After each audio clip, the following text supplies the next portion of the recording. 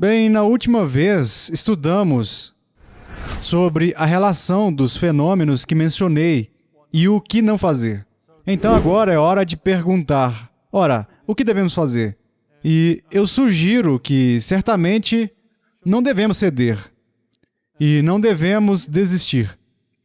Nós devemos tomar uma posição seguindo o exemplo do apóstolo Paulo, que considero a afirmação claramente em Romanos 1. Vejamos, então, se você trouxe sua Bíblia, estarei citando Romanos 1 nesta parte das nossas aulas. Mas, como mencionei no início das minhas aulas, temos aqui em Romanos 1 uma ferramenta maravilhosa para entender o que está acontecendo no mundo moderno. E um exemplo do apóstolo Paulo sobre a forma como devemos agir. Que precisamos ter, antes de tudo, uma compreensão clara da oposição, o que chamo de oneísmo. E depois, em segundo lugar, uma compreensão clara e uma afirmação pública da superioridade daquilo que chamo de taoísmo. Portanto, devemos ter uma confissão destemida nestes tempos difíceis de quem é Deus, entendido através da criação, do Evangelho e na pessoa de Jesus, o Filho Eterno. É interessante, como tenho notado na atualidade, que este Evangelho do taoísmo seja o único sistema que o pensamento oneísta não consegue dominar e controlar. Quando participei do Parlamento das Religiões do Mundo, havia 125 religiões diferentes lá. E a única que não foi convidada foi o cristianismo bíblico histórico. Não houve sequer uma brecha, não se ouvia nada nessas 125 religiões diferentes. Eles falavam sobre tudo o que sabiam. Na verdade, uniam as mãos e dançavam em torno de um grande salão de dança para celebrar essa unidade. Mas o único sistema que não pôde ser integrado nesse enorme agrupamento interreligioso foi o cristianismo bíblico histórico. Não se surpreenda, porque estes dois sistemas, oneísmo e taoísmo, não podem se unir. É um ou outro. E isso significa que, no nosso tempo, o taoísmo deve ser falado e vivido com coragem, coerência e, certamente, com amor. Porque o confronto não é simplesmente entre pensadores, mas, como diz o apóstolo Paulo, entre verdadeiros adoradores.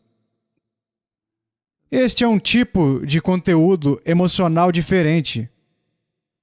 O texto a seguir em Deuteronômio nos dá uma perspectiva de longo prazo.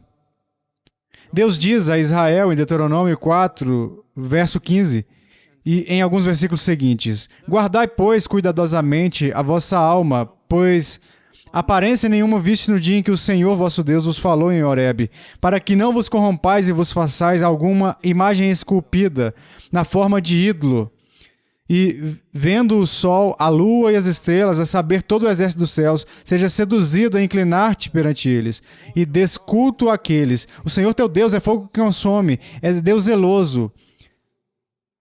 Só o Senhor é Deus em cima, no céu e embaixo na terra. Nenhum outro há.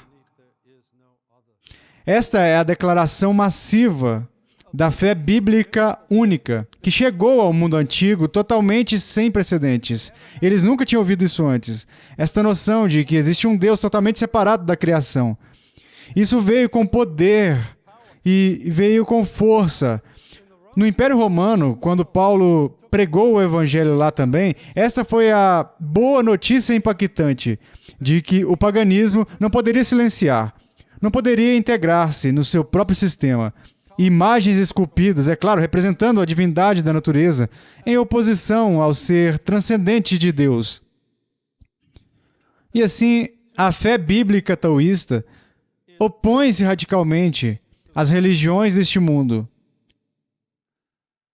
Na época de Moisés, havia apenas duas opções: obedecer à voz do Criador transcendente, o Senhor Deus no céu, ou a opção de adorar as coisas criadas.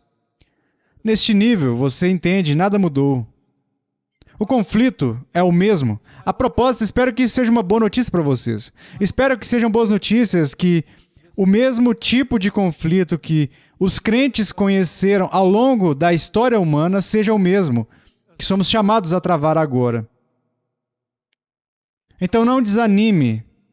É assim que as coisas são. Eclesiastes 4:9 diz: melhor é serem dois do que um. O duploísmo é melhor. Bem, estou trapaceando um pouco porque Eclesiastes está falando sobre duas pessoas na relação, mantendo-se aquecidas. Mas quero dar-lhes o sentido qualitativo. Em 1.700 anos de existência, o Ocidente cristão honrou mais ou menos o princípio da dualidade. Como vivemos no mundo criativo de Deus, a partir disso obtemos noções de dignidade humana, de direitos humanos, onde os seres humanos são feitos à imagem de Deus. Esta é uma noção enobrecedora que o paganismo nunca descobriu, nunca afirmou de fato. E é isso que trazemos ao mundo até hoje.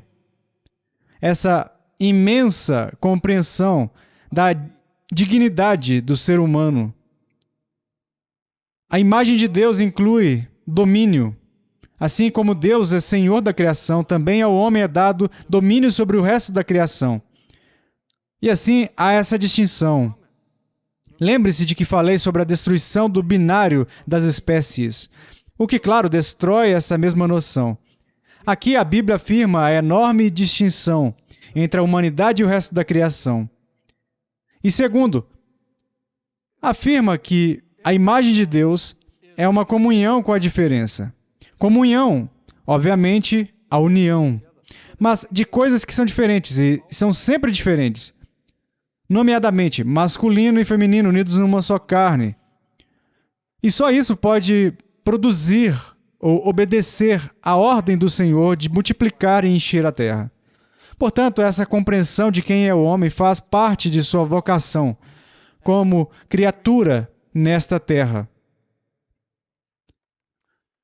Nosso mundo atual perdeu esta noção de uma existência criada predeterminada, celebrando a ideia de distinção. E assim, o nosso mundo regozija-se com a libertação da normatividade heterossexual, como se esta nos impingisse e destruísse quem somos, ao passo que, na verdade, está nos dizendo exatamente como somos gloriosos no mundo que Deus criou. Ou seja, neste mundo que trava uma batalha sobre quem somos como seres humanos, essa é a verdadeira luta da nossa geração. Quem é você? Quem somos nós? Estou propondo estas duas formas possíveis de pensar o oneísmo ou o taoísmo. O oneísmo, como vocês já sabem, espero, afirma que o mundo é autocriado e se explica que tudo é feito do mesmo material. Gosto de usar o termo homocosmológico. Tudo é igual. É baseado na mesma essência das coisas. E quanto ao taoísmo? Bem, no mundo é obra de um criador externo que o criou com cuidado. Mas esse criador é distinto do mundo que ele criou. Existem, portanto, dois tipos de existência. O criador, que é incriado, e tudo mais que é criado. Essa é a Bíblia começa assim, não é? A declaração programática da Bíblia é: no princípio Deus criou os céus e a terra. Havia Deus, então todo o resto é criação. Todo o resto. E todo o resto na Bíblia que você lê são comentários sobre a primeira linha da Bíblia. Não é incrível? Veja, é aqui que precisamos colocar os pés, se quisermos dar testemunho a este mundo, comprometidos em destruir a própria noção de nós mesmos e de Deus. É simples, mas profundo. E creio que o apóstolo Paulo nos mostra como desenvolver isso em Romanos 1. É assim que ele começa sua epístola com um capítulo que trata desses dois tipos de pensamento. Paulo é o apóstolo cristão, descrevendo a antítese entre a religião verdadeira e a falsa.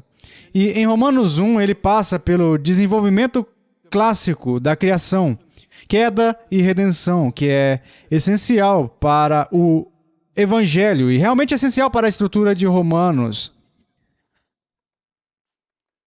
E se não compreendermos a relação entre a criação e a queda, nunca compreenderemos a redenção. Hoje queremos apenas a redenção, mas podemos terminar com Deus o Criador. E quem quer falar sobre a queda e o pecado? Bem, você nota essas três coisas juntas, e Paulo mostra isso. E este, em Romanos capítulo 1, é um texto poderoso, porque virou o mundo antigo de cabeça para baixo e virou o mundo europeu de cabeça para baixo quando Martinho Lutero descobriu a frase: a justiça de Deus se revela no Evangelho, no versículo 17 deste capítulo. Ele lê que o justo viverá por fé. Ele entendeu que as nossas obras e os nossos esforços não podem nos salvar. Ele entendeu que a única maneira de redescobrir quem somos como seres humanos é redescobrir Deus e o seu dom de justiça. Ele disse naquele momento: ao compreender a graça, eu entrei pelo portão do paraíso. Isso transformou o mundo europeu. Porque você nota, como diz o texto, o Evangelho é dinâmico. É o poder de Deus para a salvação. Para Paulo, o Evangelho vem primeiro. Ele diz isso em 1 Coríntios 15. E aqui, no primeiro versículo de Romanos 1, ele diz: Paulo, servo de Jesus Cristo, chamado para ser apóstolo, separado para o Evangelho de Deus. Ele está falando sobre um ato de Deus na história da redenção, que o separa e lhe dá o papel de revelador desta preciosa verdade. De fato, ele está falando como um segundo Moisés. Ele diz que não fala como Moisés com o véu sobre o rosto, mas fala com ousadia, porque é apóstolo do segundo Moisés, Jesus. E esta é a última revelação, comparável à revelação através de Moisés e dos profetas, na qual a igreja se baseia.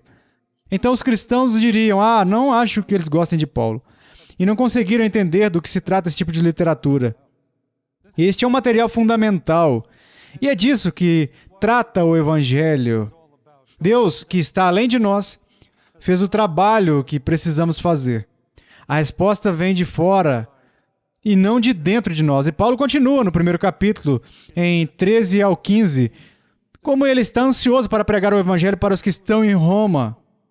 Assim, ele está consumido pela noção do Evangelho neste capítulo.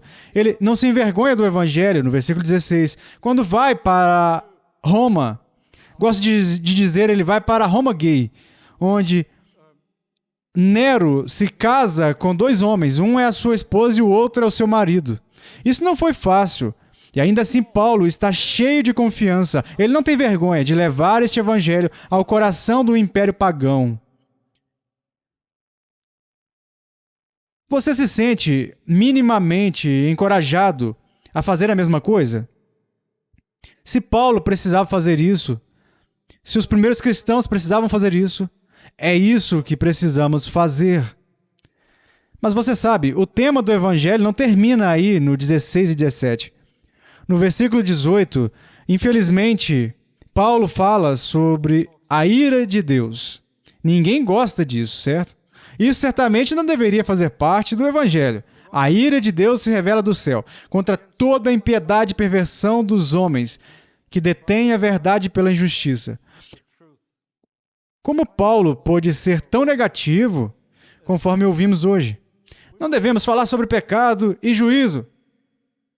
Paulo não hesita, porque, veja bem, o juízo de Deus está conectado a Deus como Criador. E a criação é manchada pela queda. Então, essas noções estão interligadas. A criação é afirmada no versículo 19. O que de Deus se pode conhecer é manifesto entre eles, o seu eterno poder, como também a sua própria divindade. Claramente se reconhece desde o princípio do mundo.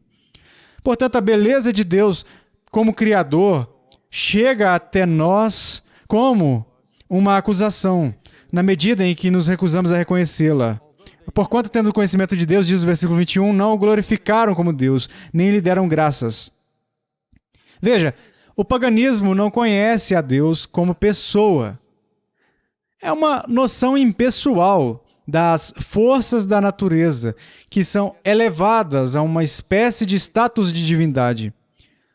Na mitologia grega, havia apenas, no início, uma matéria caótica e impessoal. A partir daí surgem os deuses que meio que unem os opostos e trazem paz ao cosmos. Mas é claro que tais deuses eram meras projeções da vida humana, e isso tornava a moralidade totalmente relativa. Como vocês me ouviram dizer em todas essas aulas, a união dos opostos é essencial para esta visão do início e do tempo presente. E você nota, Paulo entrando neste mundo pagão, levando uma visão totalmente diferente de Deus. E é isso que levaremos cada vez mais em nossa geração. À medida que as pessoas abandonaram essa noção ou deixaram de ouvi-la, trazemos essa noção incrível de Deus, que é o Criador separado, uma noção diferente de Deus. O começo não foi o caos, mas a palavra. Um filho personificado, um Criador pessoal. E claro, isto inclui a ordem moral. A ira, como Paulo diz, é o tipo de emoção de uma pessoa. E assim Paulo está dizendo ao mundo pagão que, na verdade, vivemos num universo moral. Isso é uma boa notícia. Essa ética faz parte da existência e não podemos evitá-la. Vivemos em um universo ético. São boas notícias que as pessoas precisam ouvir, em vez do fato de que criamos todas as nossas próprias regras para nos adequarmos à medida que avançamos. Não. O universo é intrinsecamente marcado pela noção de bem e mal. E assim Paulo está de fato desenvolvendo o Evangelho ao falar sobre Deus, o juiz. Isso faz parte das boas novas. E então ele fala sobre a queda nestes versículos. No versículo 25, ele fala sobre a mudança da verdade de Deus pela mentira, de adorar e servir a criação em vez do Criador. E, inequivocamente, nestes versículos, acho que Paulo está se referindo à queda original. E eu lhes passo algumas informações sobre isso. Acredito que o eles do versículo 25 também se refere aos nossos primeiros pais, que acreditaram na mentira de Satanás. Ele fala sobre a mentira, e certamente é a mentira original de Gênesis. Você será como Deus. Deus realmente não disse. Então, Paulo usa termos iguais ou equivalentes para os animais. No versículo 23, é sabido que ele fala sobre pessoas se curvando diante de imagens de seres humanos e assim por diante. E esses mesmos termos você encontra na descrição da criação em Gênesis 1:28, onde Adão tem domínio sobre esses mesmos animais. Assim, Paulo está refletindo aqui sobre a queda e aplicando-a à Roma atual de seu tempo. A queda é um acontecimento passado, mas é recorrente na história de todos nós. E, sendo esse o caso, o juízo de Deus no Éden também recai sobre nós. Ele entrega aos pecadores as consequências de suas escolhas. 3 vezes Paulo diz, Deus os entregou. E essas 3 entregas parecem estar relacionadas, de alguma forma, com as áreas da vida que Paulo aponta. Quando você lê esses versículos 18 a 32, ele trata, antes de tudo, do ser de Deus, do 18 ao 22. Depois do 23 ao 25, da espiritualidade, como você adora. E depois do 26 ao 28, E depois do 29 ao 32, como as pessoas se comportam, particularmente na sexualidade. Então você tem aqui o desenvolvimento de 3 áreas fundamentais onde os seres humanos podem adorar a criação ou podem adorar o Criador em teologia, espiritualidade e comportamento. Aqui está a verdade. Em teologia, devemos crer que no princípio Deus criou os céus e a terra e que não tereis outro Deus além dele. Aqui está a mudança. Eles mudam a verdade por quê? Porquanto, tendo conhecimento de Deus, não o glorificaram como Deus, nem lhe deram graças, mudaram a verdade de Deus em mentira. Há uma grande discussão aqui sobre a natureza de Deus. E eles escolhem a natureza como divina. Você vê que essa é a grande mudança. Na espiritualidade aqui está a verdade, que eventualmente será trocada. Não terás outro Deus diante de ti. Não farás para si imagens esculpidas. Aqui está a mudança. Eles trocam a glória do Deus imortal, versículo 23, por imagens semelhantes a homens mortais, aves, quadrúpedes e répteis. Então você tem a verdadeira espiritualidade implícita na adoração ao Criador. E você tem a falsa na adoração da natureza. E, finalmente, a sexualidade. A sexualidade criada por Deus é a norma.